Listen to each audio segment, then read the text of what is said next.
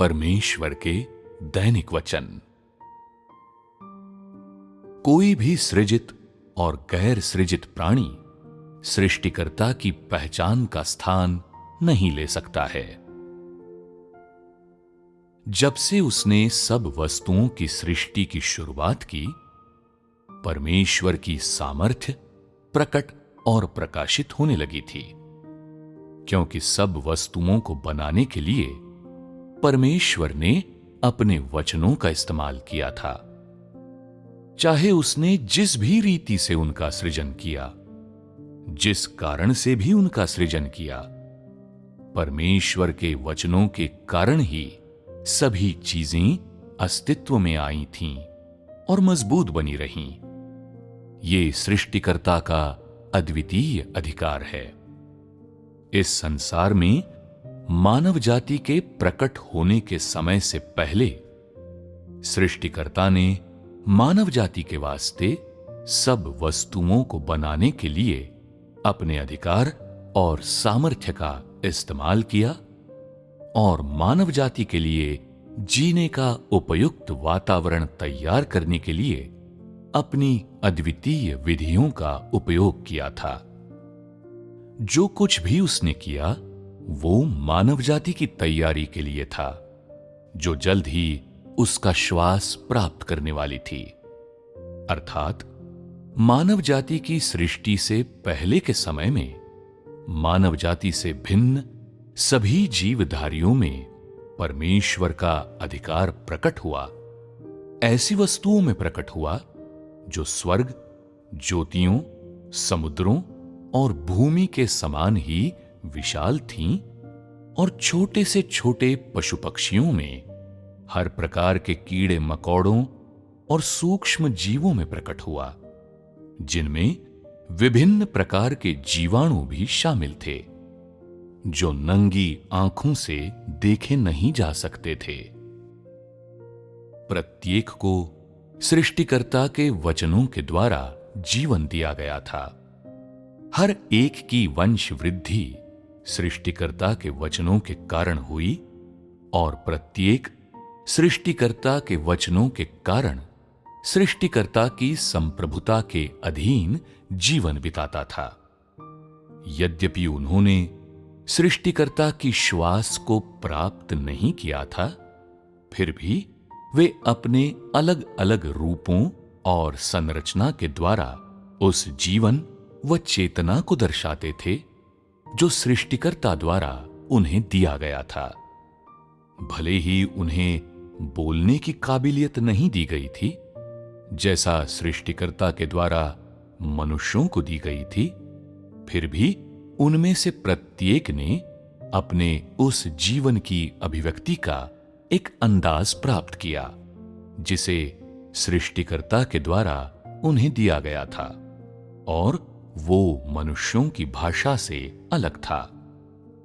सृष्टिकर्ता के अधिकार ने न केवल अचल पदार्थ प्रतीत होने वाली वस्तुओं को जीवन की चेतना दी, जिससे वे कभी भी विलुप्त न हों, बल्कि इसके अतिरिक्त प्रजनन करने और बहुगुणित होने के लिए हर जीवित प्राणियों को अंतःज्ञान भी दिया, ताकि वे कभी भी विलुप्त न हों और वे पीढ़ी दर पीढ़ी जीवित रहने के नियमों और सिद्धांतों को आगे बढ़ाते जाएं, जो सृष्टिकर्ता के द्वारा उन्हें दिए गए हैं।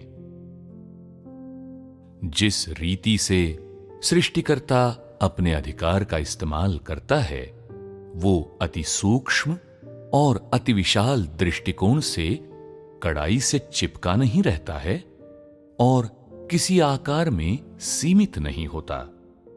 वो विश्व के परिचालन को नियंत्रित करने और सभी चीजों के जीवन और मृत्यु के ऊपर प्रभुता रखने में समर्थ है, और इसके अतिरिक्त सब वस्तुओं को भली भांति संभाल सकता है, जिससे वे उसकी सेवा करें।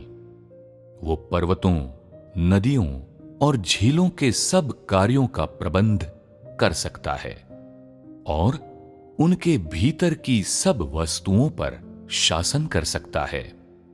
और इसके अलावा वो सब वस्तुओं के लिए जो आवश्यक है उसे प्रदान कर सकता है। ये मानव जाति के अलावा सब वस्तुओं के मध्य सृष्टिकर्ता के अद्वितीय अधिकार का प्रकटीकरण है। ऐसा प्रकटीकरण मात्र एक जीवन काल के लिए नहीं है। ये कभी नहीं रुकेगा, न थमेगा और किसी व्यक्ति या चीज के द्वारा बदला या बिगाड़ा नहीं जा सकता है, और न ही उसमें किसी व्यक्ति या चीज के द्वारा कुछ जोड़ा या घटाया जा सकता है, क्योंकि कोई भी सृष्टिकर्ता की पहचान की जगह नहीं ले सकता, और इसलिए सृष्टिकर्ता के अधिकार को किसी सृजित किए गए प्राणी के द्वारा प्रतिस्थापित नहीं किया जा सकता है। यह किसी गैर सृजित प्राणी के द्वारा प्राप्त नहीं किया जा सकता है। उदाहरण के लिए, परमेश्वर के संदेशवाहकों और स्वर्गदूतों को लो। उनके पास परमेश्वर की सामर्थ्य नहीं है, और सृष्टिकर्ता का अधिकार तो उनके पास बिल्कुल भी नहीं है। और उनके पास परमेश्वर का अधिकार और सामर्थ्य क्यों नहीं है, उसका कारण यह है कि उनमें सृष्टिकर्ता का सार नहीं है।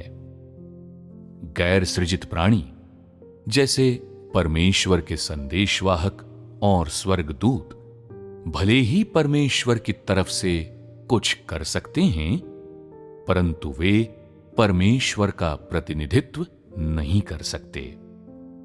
यद्यपि वे कुछ सामर्थ्य धारण किए हुए हैं जो मनुष्य के पास नहीं है, फिर भी उनके पास परमेश्वर का अधिकार नहीं है।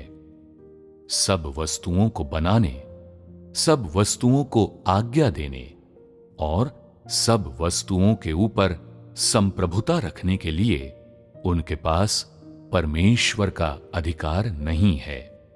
इस प्रकार परमेश्वर की अद्वितीयता की जगह कोई गैर सृजित प्राणी नहीं ले सकता है, और उसी प्रकार कोई गैर सृजित प्राणी परमेश्वर के अधिकार और सामर्थ्य का स्थान नहीं ले सकता। क्या तुमने बाइबल में परमेश्वर के किसी संदेशवाहक के बारे में पढ़ा है जिसने सभी चीजों की सृष्टि की हो? परमेश्वर ने सभी चीजों के सृजन के लिए किसी संदेशवाहक या स्वर्गदूत को क्यों नहीं भेजा? क्योंकि उनके पास परमेश्वर का अधिकार नहीं था, और इसलिए उनके पास परमेश्वर के अधिकार का इस्तेमाल करने की योग्यता भी नहीं थी। सभी जीवधारियों के समान वे सभी सृष्टिकर्ता की प्रभुता के अधीन हैं और सृष्टिकर्ता के अधिकार के अधीन हैं, और इसी रीति से सृष्टिकर्ता उनका परमेश्वर भी है और उनका सम्राट भी। उनमें से हर एक के बीच, चाहे वे उच्च श्रेणी के हों या निम्न, बड़ी सामर्थ्य के हों या छोटी, ऐसा कोई भी नहीं है जो परमेश्वर के अधिकार से बढ़कर हो सके, और इस प्रकार उनके बीच में ऐसा कोई भी नहीं है जो सृष्टिकर्ता की पहचान का स्थान ले सके। उन्हें कभी भी परमेश्वर नहीं कहा जाएगा, और वे कभी भी सृष्टिकर्ता नहीं बन पाएंगे। ये न बदलने वाले सत्य और तथ्य हैं।